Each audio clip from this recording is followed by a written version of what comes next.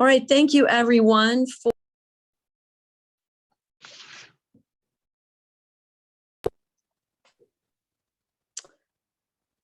making your budgets work for you and budgeting for prosperity. We have with us today a panel of experts from Seneca Savings, ranging everything from personal banking to commercial banking and mortgages and financial investments. So I'm Angela Moonin. I'm going to turn this over to some of our guests and allow them the opportunity to introduce themselves, share a little bit about their role with Seneca Savings or Financial Quest, the wholly owned subsidiary, investment financial arm subsidiary of Seneca Savings. Let them tell you a little bit about themselves, their role with the organization, and their own personal journey with money and finance and why they do what they do. So with that, I'll pass the baton to you, Lori Escher. Hello, I'm Lori Escher. I'm the Senior Vice President of Retail Banking here at Seneca. What that means basically is like everyone else out there, I wear a lot of hats, but my primary role is to oversee the branch banking network and the channels of communication throughout the bank. Why I do what I do is I feel that educating our community on the importance of financial literacy and topics such as budgeting your money is important for my own personal journeys with money. So that's what we're hoping to accomplish today, is to just go over some strategies to help people determine what's important, what their goals are, and perhaps help people put together a guideline. Okay. Angela, would you like to introduce yourself and your role with the bank and your relationship with your own personal and commercial journey with money and prosperity? Yeah, I'm a Senior Vice President for Commercial Lending here at Seneca. Basically what that means is I oversee a group of people that will go out and solicit businesses for commercial loans, whether it be for a real estate loan to purchase a new building, or a piece of equipment you're looking to finance, or a line of credit. Budgeting in our world is very important, especially when we look at startup businesses, and we can talk a little bit about that later on as to why we look at the budgets. So thank you. Eric? Yeah, hi, my name is Eric Morgan. I'm a mortgage originator, loan officer with Seneca. And so what that means is I help customers go through the mortgage process, whether it's buying their first home, refinancing a current home, oversee, help them, get through in a timely manner. And obviously, when you're talking about owning your home, saving for your new home, and a lot of the stuff we'll touch on later, but that all centers around budgets and budgeting, correctly to make that dream ultimately come true. All right. And lastly, Greg Beauchart at Financial Quest. Let's say last but not least. My name is Greg Beauchart. I'm a LPL financial advisor with Financial Quest, which, as Angela said, is the wholly owned subsidiary of Seneca Savings. And what we do at Financial Quest is we help individuals plan for their big financial goals. So retirement planning is a typical goal that we work with a lot of people on. We help them manage their IRAs, give advice on 401ks, et cetera. But the real driver behind what my group does is helping people reach those goals. So I help my clients achieve their most cherished financial goals. And that's what we do on a daily basis. And that's what really drives us to do what we do. All right, excellent. And I think, there are materials that many of you may already have downloaded. If you've not, you can go to the resources tab for Seneca Savings University at senecasavings.com. There are some super helpful worksheets there for budgeting, different assessments that you and your partner or your family, you can do together to understand how to put your budget together, what you may know already and what you may not know, which is what we're here about to discuss today. And we've got some of those slides to go through and some worksheets as well. So we're going to talk short-term, midterm, and long-term financial goals. And with that, Lori Escher has some helpful slides that she's going to help us walk through together. We encourage your questions. And as a quick reminder, this will be on the Seneca Savings YouTube channel, as well as ultimately uploaded to their website at senecasavings.com. So if for any reason you don't have the opportunity to watch this today, we'll be together for about an hour today by the time we go through all of the exercises, et cetera. And each of our experts have an opportunity to talk about their corner of the world and how they touch customers in that process. So if you can't watch the whole thing today, you can always reference it. You can share it with someone else. We encourage you to share it across your social media platforms as well, because it is about walking that journey with you and advocating and educating as much as we possibly can for prosperity. So with that, Lori, would you like to begin your slides? Sure. So Angela, can you see the slide that's up regarding what we're covering in the workshop? Yes. Okay. So if you'd like to walk through the goals so that everyone can understand what to expect today. Yeah.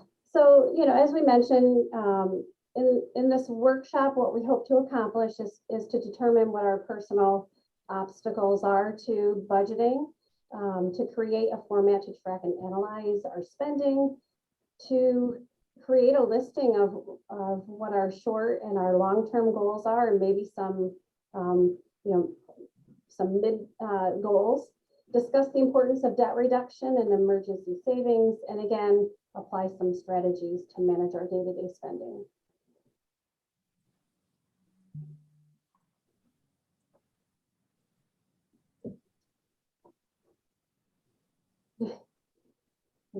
Okay, so what is budgeting? Basically, right?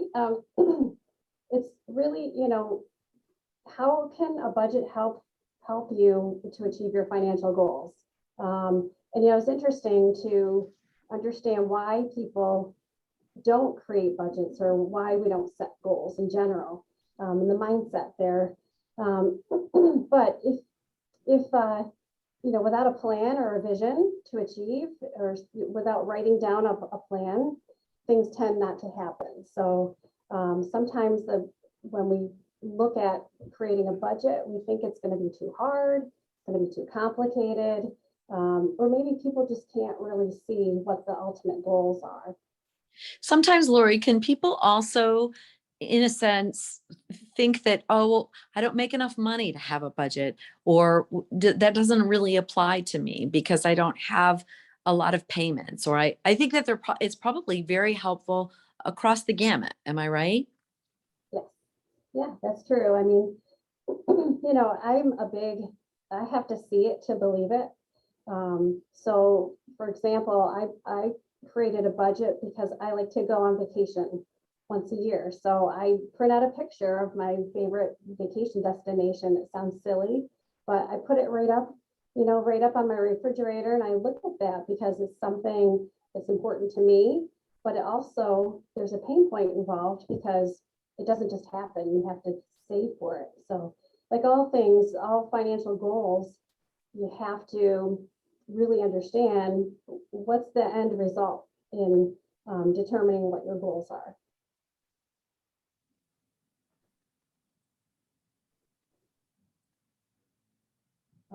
And again, here's some points too, right? If we don't create the budget, we don't think about the future. Again, to your point, Angela, people might think my income and my spending, they don't quite exactly match each other. And if people might think, it's too late. Right. I've done it this way forever. So I guess it's, what's the point, right? Right.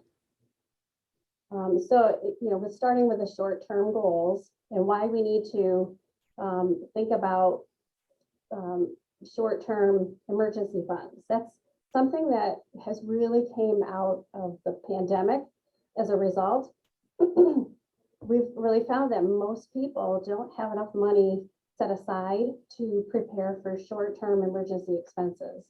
And statistically, going through the numbers, over 56% of most Americans don't have $1,200 saved in an emergency fund to help offset the cost of an emergency expense. So really, number one is, is going through the motions to prepare for a short-term emergency and putting money away. And also some short-term goals might be, again, as I mentioned before, maybe you're saving for a vacation. Maybe you need to set aside money because you're having a medical procedure done. So to avoid having to put those expenses on a credit card, which may compound your financial picture, it's better to save and put the money aside and be able to fund those short-term expenses yourself. Some of the midterm goals, that we might have, I'm going to let my partners take away here with some of those midterm goals as well as long-term goals.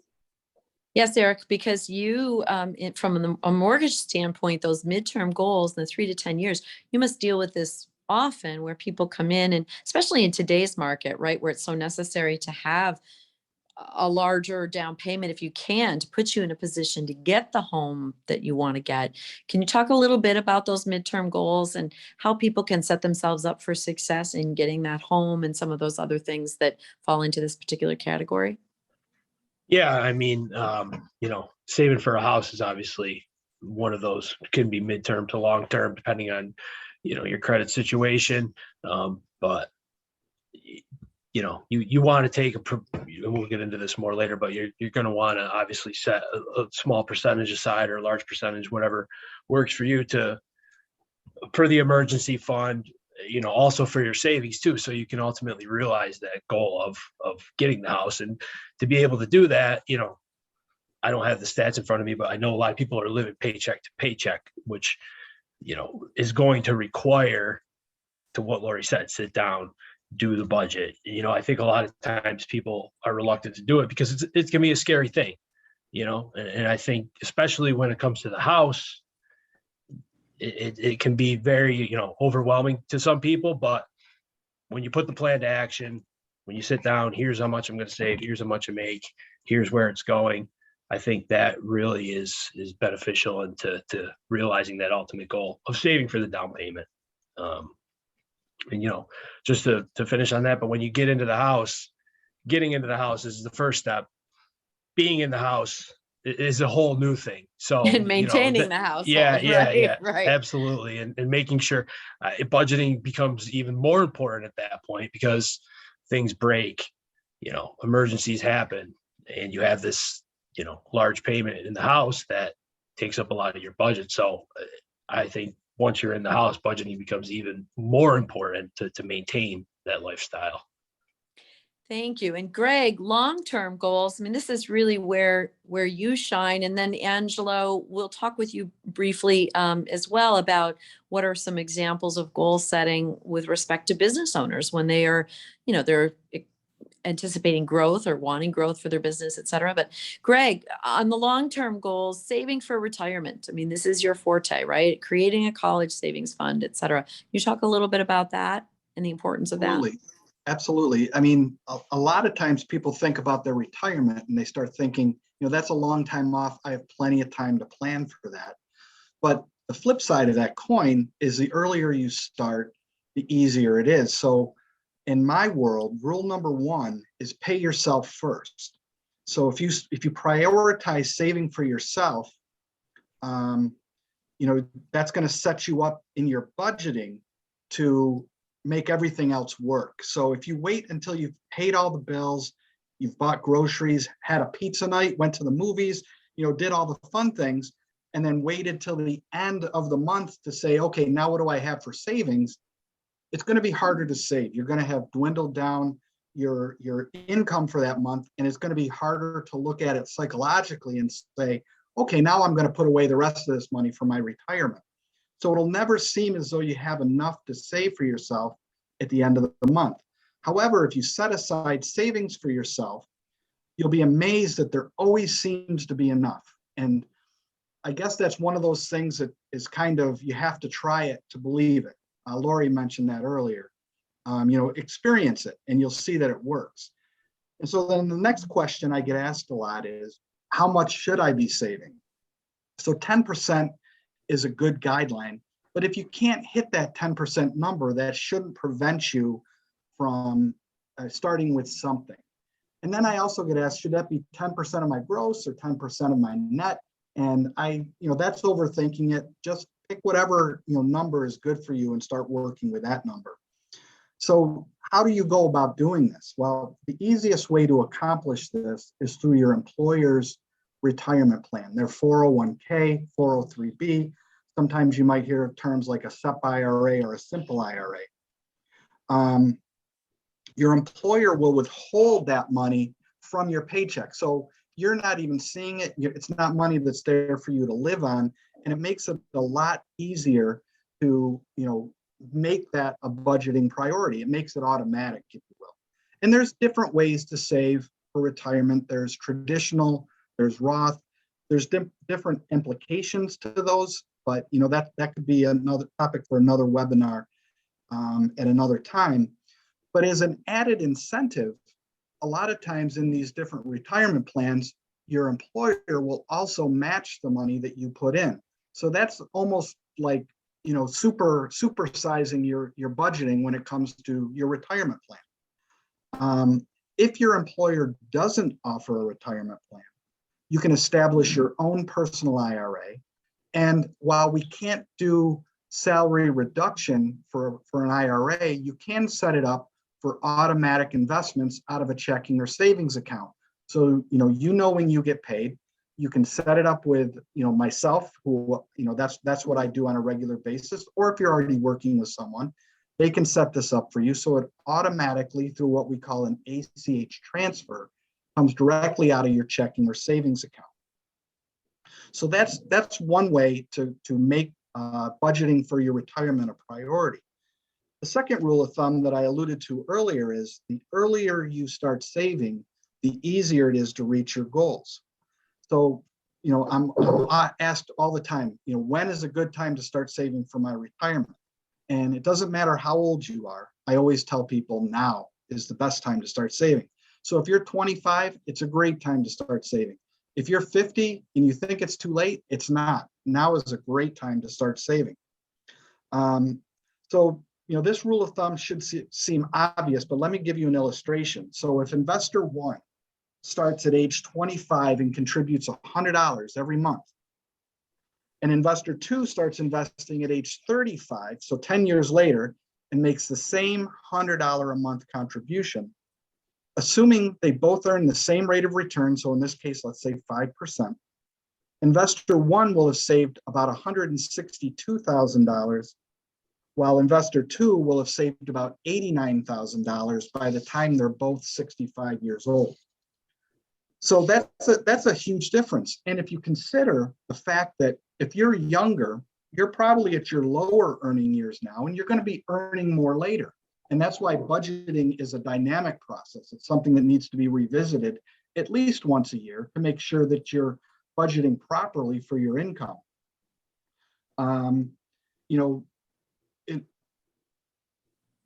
If you can start earlier, you should. I guess that's the bottom line for my little piece here. So get started, try to set it up automatic if you can. If you can't, we can, through your employer, if you don't have an employer plan, we can help you set up an automatic investing plan, but start as early as you can. The compounding effect that it has on your money over time is tremendous. And you're actually doing your future self a huge favor by getting this started as soon as you can. Awesome. Thank you so much. So, Angelo, I mean, in principle, many of those things are similar, in concept, but obviously completely different application when you're talking about business owners. Can you share from your perspective, if you were looking at this and you were talking with a business owner and strategizing with them about setting goals and where they want to be with the business and how they want to set themselves up for the best possible financing in the future, et cetera, how would you categorize them differently, perhaps, obviously, than the individual and their family? Sure. I think when, budgeting, when talking with a business owner, they're going to fall into probably, all three of these goal categories: short term, midterm, and long term. Short term, I would say you've got a business owner, and we often have conversations about buying new equipment. If you want to buy a piece of equipment, kind of like Lori's example, going on a vacation, have you budgeted, save some money for at least a down payment on that piece of new equipment? What will that new equipment do for you? We often want to see some sort of plan that says, buying this new equipment will either save me money or it'll make me more money. And if you put a budget together showing us that, yeah, we're going to go ahead and say, sure, that makes sense. We'll help you finance that piece of equipment. Long-term goals, midterm goals, again, and if you're looking to, buy a piece of real estate, you certainly want to go ahead and budget for that piece of real estate. We're going to require, 20% down if you're using that for your own space. Did you budget to save money in that 20% down? Can you then go ahead and have a budget to show you can support the mortgage payment? Were you paying rent, versus the principal and interest payment to us for the mortgage? So we want to make sure the budget can do that. Very, very important with a startup business. Budgets are hugely important with them to show us that they've actually put some thought into running this business. We look for real details in those budgets and say, here's what we're going to do over the next 3 years. We'll rely on those projections in that budget to go ahead and approve a startup loan. We'll work with the SBA, the Small Business Administration, and they will require, a 3-year plan as well. So budgeting works really well with businesses. And if you're not doing it as a business, it's that old adage, if you're not, planning, then you're planning to fail, kind of thing, right? That Right. Franklin saying, I believe it was. Yeah. And Lori Escher. Yeah, right. So, thank you. Yes, thanks, Ange. Thank you for that. Okay, Lori, so if you'd like to go to our next, I think we're going to talk about, all right, so this all sounds well and good, right? But how do you begin? Writing it down, right, as you would say. Yeah, and you'll need to know what your sources of income are. It could be different, right? For depending on what you do for a living. If you're a teacher and you get paid, 10 months out of the year, you might need to budget differently accordingly. So you'll need to know what your sources of income are, and you'll also need to know what your expenses are too. You'll want to initially take the time to write down, put things down on paper first, and map it out for at least 3 months, because sometimes your bills don't necessarily happen on a monthly basis. So you want to write down a listing of your income and your expenses.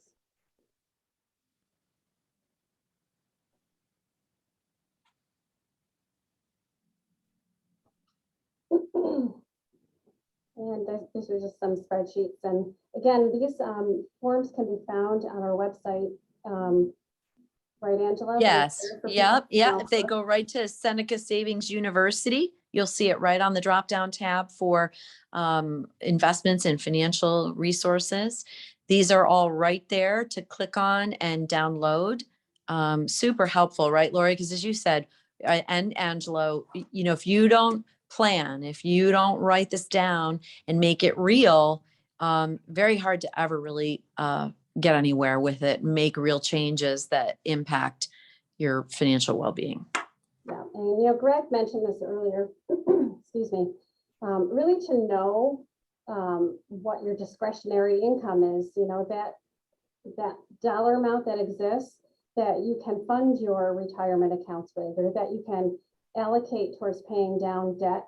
You really do need to write down all of your income and your fixed debts.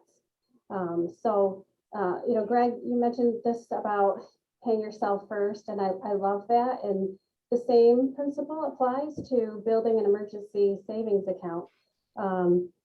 you can apply the same automatic debit every month to a savings account. And that way, once you get into the habit of that money just disappearing and going away and going into a retirement account or into a savings account, then you get used to that and you don't see it. And then you start building your account. So, so once you find out how much you have left over after you're fixed, after your debts are paid, and that's the amount that you have left over. And typically you should have about 20% left over after all of your income and expenses. Lori and Eric, Angelo, each of you can probably speak to this. And I'm sure, Greg, I know you and I have had conversations about this too, about how there's such a challenge or a taboo or a stigma around money that I got to believe as a lender or someone who sits in the seats that you all sit in, there's so much concern or embarrassment or shame around just really kind of looking the line in the mouth, right? Like taking a look at it and saying, let's get real about our money. Let's get real about where things really are at here. And it's so Lori, these sheets, as people get looking at them, part of it is just downright fear, right? And shame of, oh, maybe I haven't made the best decisions. Maybe I don't, I really don't understand this. And so I look at it and I don't want to face it. But these worksheets and things like this that you're all doing to help and to educate, part of it is just kind of wrapping your arms around it, facing the facts, getting real with your money, and so that you can get at it, right? To your point, Greg, you can begin today, and it's not too late. Yeah, Angela, that's so key, is that where you're at is where you're at. And the most important thing to know is what are the facts? What is the truth? And when you're ready to sit and face the truth and say, okay, I'm going to look at where I'm at, I'm going to face it, I'm going to seek out professionals. As professionals, we're non-judgmental. We're simply here to help you wherever you're at to get to where you want to go. And so, once what do they say? Recognizing that there's an issue is the first step to solving the issue. And you may or may not have an issue. A lot of times people have blown up these things in their heads. Right. And you're actually a lot better off than you ever thought you were. Yeah, exactly. And people are typically better off than they think they are, that they've built up in their head. So I totally agree with what you're saying. What were you going to say, Eric? Yeah, I was just going to touch on what Greg is saying. I get a lot of times where people come in to get pre-qualified for a mortgage, or let's look at your credit, see where it stands. They usually do think it's a lot worse than it is because of what he said. It's been built up in their heads, the fear of, having to deal with it, that when it actually gets put on paper, the numbers get put down. A lot of times it's like, okay, it's not that bad. It's not as bad as we always think. And now you've got that plan again. Once you get rolling, that's really when it starts to take off. Well, it's funny because, go ahead, Greg. I was gonna say, a lot of people, they get caught up in reading magazines or the financial, I shouldn't even say magazines, that's so old school, right? They're looking online and they see, they'll type in, how much do I need for retirement? And some number will pop up like $5 million. And they'll go, oh, I'll never have $5 million, so I won't even try. The truth of the matter is that for each person, what you need, in my case, for retirement is different. And it really depends on what you want your retirement to look like. But what we do with people is we take everything into consideration. I mean, everybody is going to have Social Security. So we'll take a look at, how much Social Security are you going to have? Once you factor that in, the number that you need to come up with is a lot less than most people think that it is. And it's a lot more attainable than most people think it is. So get started, take that first step. I mean, that's the most important thing you can do today. And you're not going to hide from it, right, Ange? I mean, Angela, you probably deal with this with business owners when you're trying to help them, and they're only giving you a little bit of information. They're giving you this and you're giving that because they really don't want you to see all of this over here, right? But you can't fully help them unless you know the whole truth, nothing but the truth kind of thing, right? Absolutely correct, 100% on that.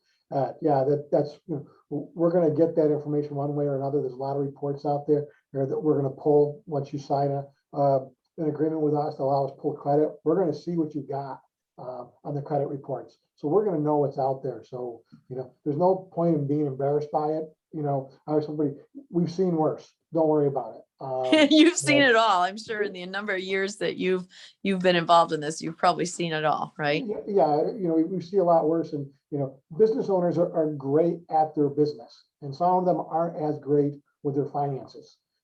Work with a trusted professional and come up with a budget. Make sure you understand where you want your business to go over the next several years. Do you want to grow 10, 15, 20% a year?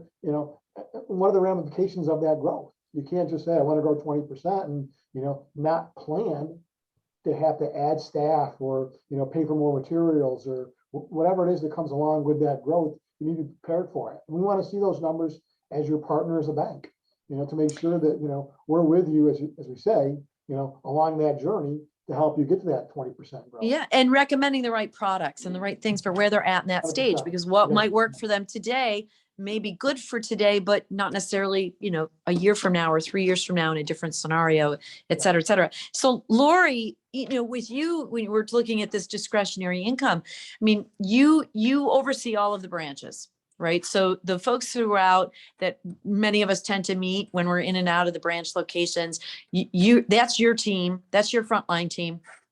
And so you probably hear it all, right? All different type, all different walks, all different. But the biggest thing is none of us were taught how to manage a household and the money in high school. So we've got a Isn't lot that of ironic? adults. Yeah, We've got a right. lot of adults out there who are trying to learn for the first time. Yeah. And the more they can learn, that's the point of this webinar and the things that you all do for financial literacy, right? Is to give them the tools to take away the taboo and to say, let's get real about the money. Let's use these tools we know that are effective. And surprisingly, if you can start to put a few simple things in place, like these types of worksheets, you'd be amazed at how quick you start to get traction. Am I right? Yeah, you're right. These conversations about money really need to start early on. We need to have the conversations with our kids about money and responsibilities that come along with spending money and what is credit. Those types of conversations should start at an early age. And the fact is that they're not covered. It's not part of the core curriculum in schools. So that's why we have a program that we sponsor. But, and just personally, I could go back, excuse me, to when I was younger and not knowing what a credit card was. I remember sitting on my couch crying like big ugly tears, like, holy cow, how did I get into this spot? So drawing in those personal experiences only make us better bankers and want to have the conversations with our customers. So yeah, I think that's important. We can talk about this next one, the 50-30-20 rule. I didn't know about this rule, and I was never taught this rule until I heard it from you, Lori. I think that what's fascinating is that each one of you, and probably every banker out there, has been at a point in their lives that they had a real heart to heart with themselves or their family or their partner or their banker about, how did I get where I am? Like, how do I get from where I am to where I really want to be? Because I don't like where I am. I want to be more prosperous. I want to understand this better. So can you talk a little bit about this 50-30-20 and why it's so effective? yeah, I mean, it is as simple as what we're seeing right here. 50%, what are our basic needs in life? We have to either pay our mortgage or our rent, housing expenses, that should be the majority portion of your 50%. Are you paying for a car? We all need certain things in life.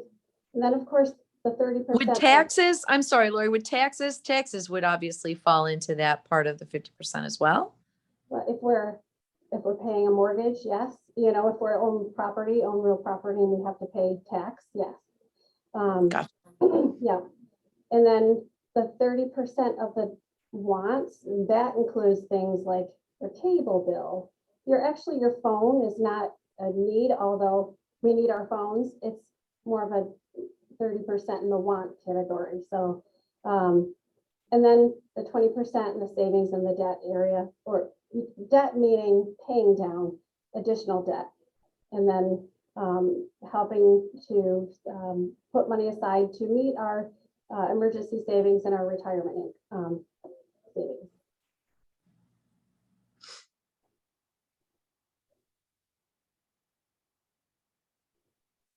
You know, Angela, the interesting thing about retirement savings is, as I look at that, you could put that into all three of those categories, because you could say retirement could be my want, right?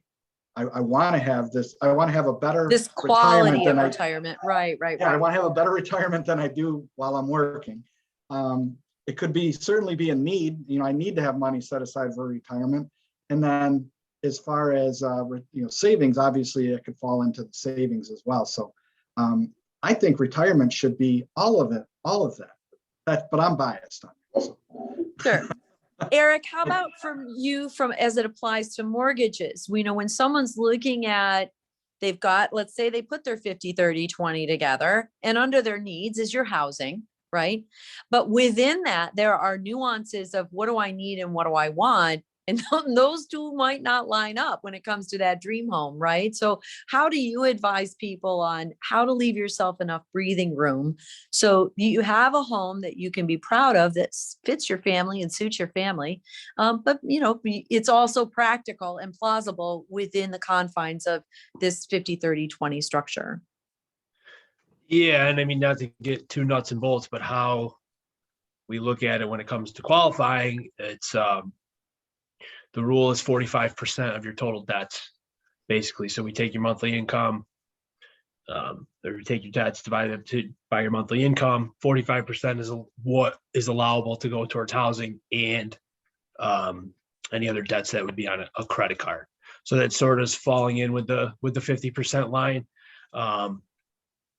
There is a front ratio it's 36% that they say that part can go to housing. So not to get too inside, but if you're following that 50% rule, you're sort of you're keeping yourself in line, with what the bank is looking for qualifying standards too. And how to go looking for that home. It helps you kind of reverse engineer, well, what can we really afford and be comfortable, right? Yeah, Affordability exactly. is just one dynamic. Maybe I can afford XYZ, but what are the implications of that on the rest of my life, on all these other, needs and wants?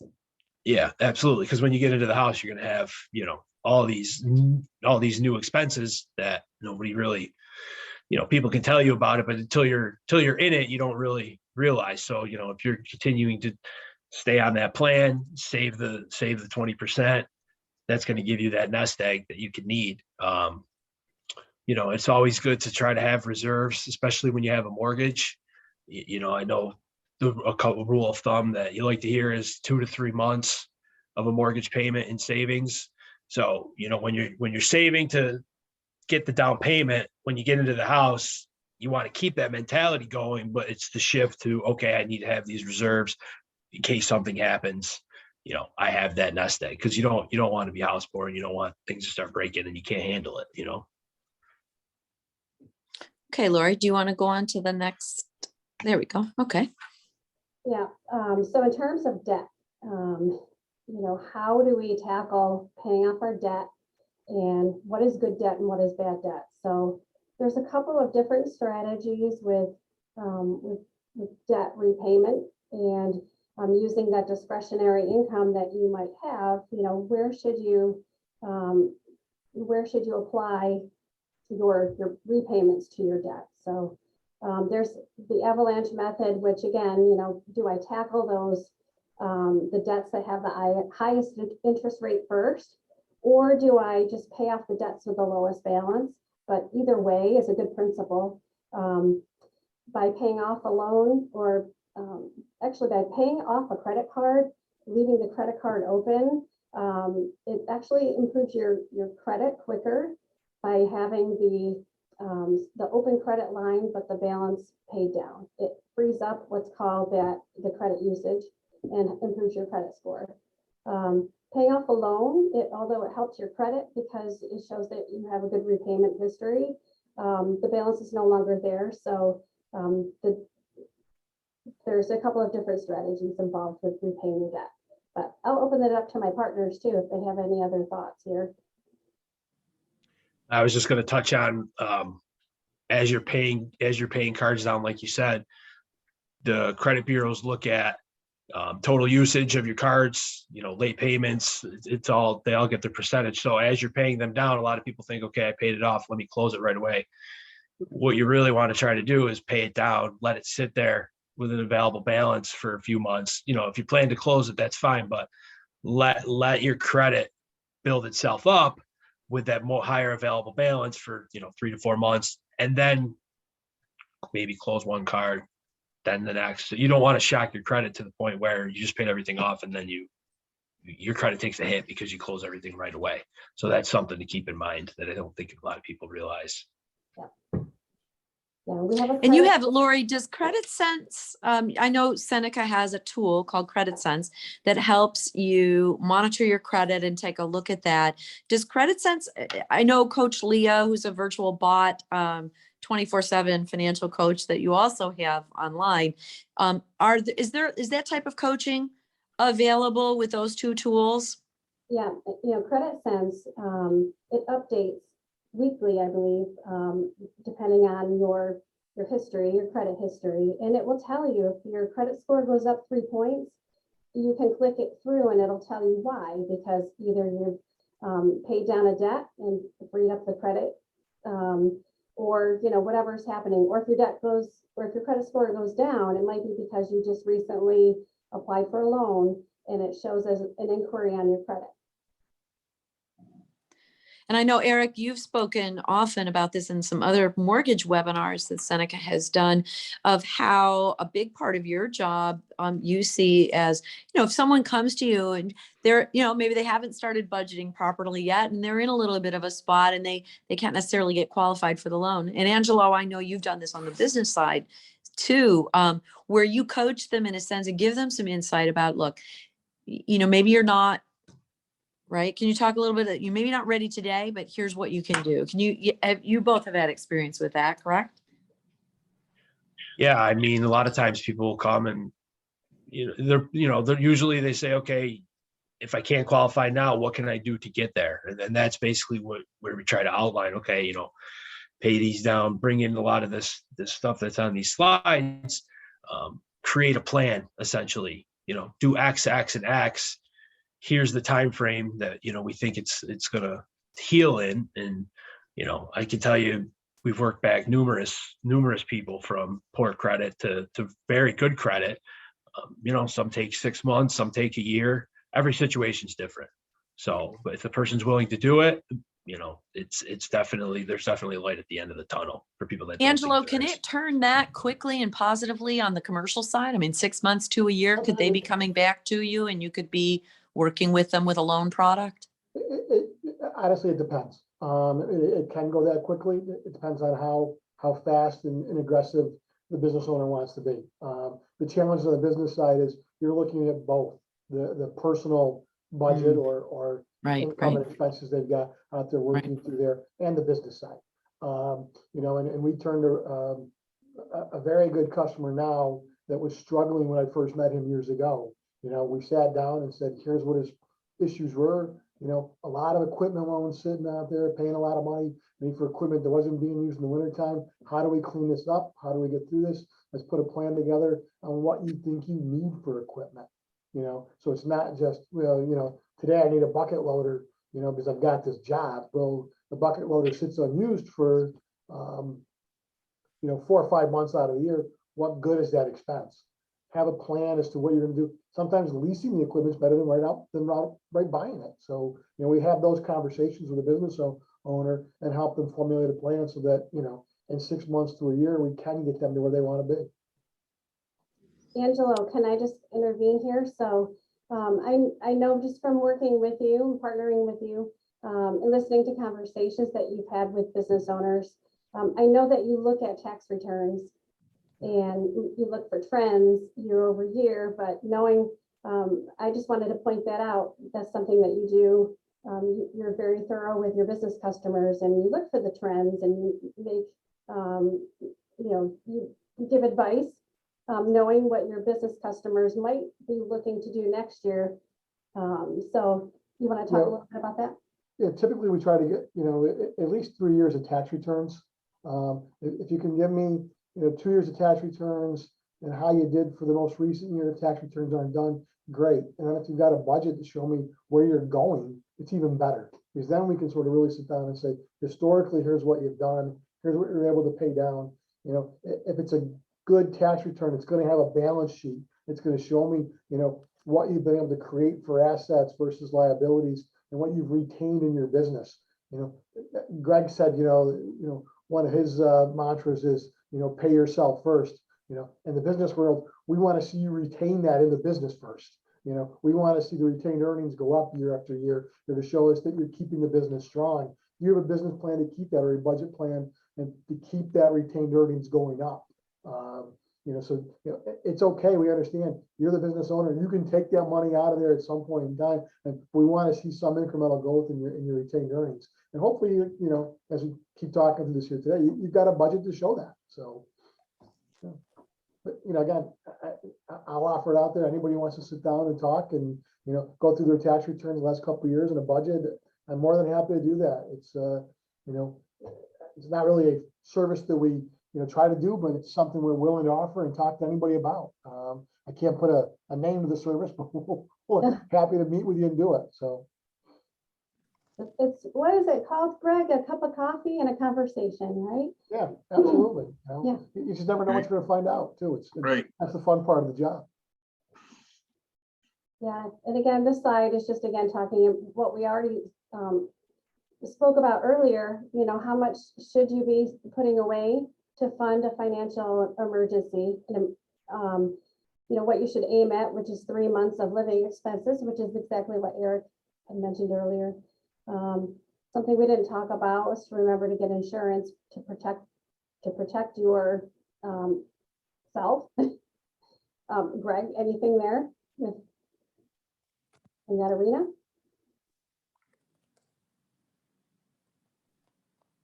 Okay. Oh, I guess not. Greg's not sure. He might have been muted too, Lori. So I'm sorry. I'm having a hard time hearing Lori, so I'm sorry. Oh, that's okay. What was that question? Going back to how would you deal with an emergency, but just with insurance in general and protecting your assets. Well, yeah, the insurance really comes down to protecting your loved ones too. You don't, if something should, unforeseen happen, you don't want to leave your loved ones with a debt that they have to pay off or sell assets to pay off, especially, when you're talking about investment assets and you look at, today's environment, it wouldn't be a great time to have to sell off assets in the investment world to cover any large debts. But and there's different types of insurance that you can get as well, Lori, like you said, disability insurance, as well as life insurance. We've even got insurance that will guarantee your income in retirement. So there's all different types of insurance that you can look at to cover various needs. I mean, Lauren, even the emergency piece even applies to business owners. If you look back at the last 2 years, certainly we went through a real emergency type situation when the economy was shut down. The strong, good business owners survived it because they had a plan in place to get through that 2-year stretch. right. Whether it was, a savings to fall back on or other resources, they were able to manage that process. And even especially the first 3 months, Angelo, right? Imagine if more business owners had at least, I know it's gone on 2 years, but some businesses didn't even have a month or 2 months or 3 months in reserves, right? No, we had a business here that closed down in the first week that just Oh, wow. panicked on it, I believe, and decided to close up shop and be done with it. And then I had another business that was really shut down for, a good 8 months, but, he anticipated that it would be closed for a long time in the very beginning and put some things in place right away at the start of the pandemic and was able to budget and survive and today's thriving and growing. So, it's a matter of, understanding your business and what that cash flow is going to look like during that emergency situation. And Business being willing to disruptions are talk real. about it and bring in the experts, right? And also share, collaborate. Sure. All right, Lori, you want to move on? Yeah, sure. Just again, talking about your budget and how can you free up some money? Well, it's not a bad idea to look at what you're spending your money on and where you might be able to cut some of your expenses. So I think one thing that I've learned throughout the pandemic was, buy in bulk and look for the deals. And there's so many ways now that we can do shopping online. Well, also subscriptions. There are even tools out there now that help you analyze your subscriptions, right? Because by their very nature, you subscribe to this and this and this. And in some cases, it's autopilot. You don't even realize you start adding those little things up. They add up, don't they? Yeah, they do. Yeah.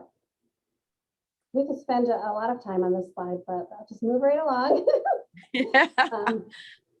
Yeah, so, sticking to a budget, we talked about these points here, but focus on the reward versus the punishment.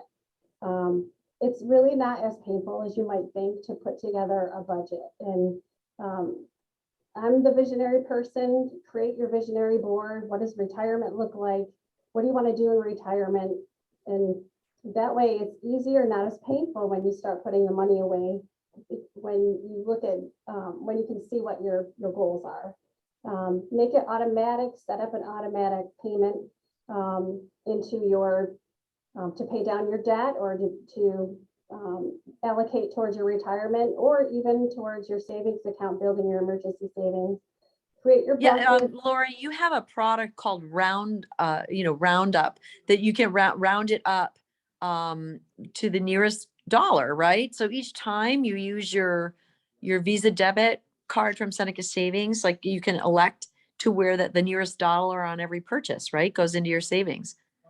Yes, you can. Have you seen that add up quickly? Have you seen, it's amazing, isn't it? How fast it's shocking. If you use your debit card a lot, it does, it adds up. You can round up your change to the nearest dollar or to the nearest $5 if you really want to be aggressive to building your savings account.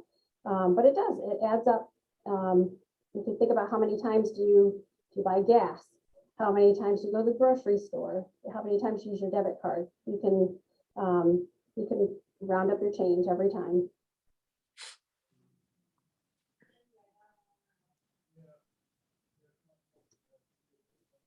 And then this concludes, so the summary of what we've learned today, the 50-30-20 rule, increase your emergency savings, and decreasing your debt will help you save more. And then the varieties of tips and strategies shared by my partners, and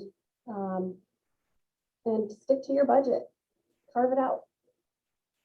Lori, can you talk a little bit about Seneca Savings University? And because everyone's going to be able to find these slides as well as the worksheets that are so helpful at senecasavings.com under Seneca Savings University. But why did you establish SSU? And can you talk about the different facets of it and what some of the resources are that are available there?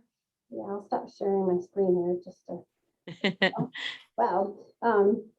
Yeah, so Seneca Savings University, it's a tool where people can go to our website or on your mobile app. Under tools and resources, our financial literacy program exists to help people to take the short little playlists and to increase your knowledge regarding various subjects. There's all kinds of subject matters on how to talk to your kids about credit, to being a caregiver for someone that might have different financial needs, starting a business, completing a personal financial statement. There's all types of different subject matters on SSU. Okay, wonderful. Just some final words, Angelo. If you as you talk and counsel business owners, if you knew then what you know now, kind of thing. What are some of the, just if you distilled it down into a few helpful pointers for business owners around budgeting and goals, et cetera, can you share as you close out on your end? Yeah, again, I think, formulate that plan. Sit down, spend a few minutes, put some time and effort into it. A lot of times we'll see startup business owners that come in and it's really, a very high level, very generic business plan. And think about the details of where you spend your money as a business owner and make sure it's included in your budget. I mean, we've seen enough of these tax returns now where we understand what expenses, and there's plenty of reports out there that I can look at that say industry standard is. So make sure you understand what the industry standard is. If you're telling me that, you're going to sell X percentage a day, well, why? How are you going to get that point? The startup restaurants love to tell me they're going to get X number of customers when nobody else is doing those numbers. Tell me how you're going to get there and what makes you different or special than somebody else. So it can be done, but just let me know what, the logic behind the numbers are. All right. And Eric, how about you? From a mortgage standpoint, are there, today's market it's interesting, right? Highly competitive, Yeah. very little inventory. Lots of people are looking at renovations, they're looking at land, they're looking at buying, but it all comes down to that down payment and putting yourself in the best position to get the best product and resource that's available for you. What are your final words of advice?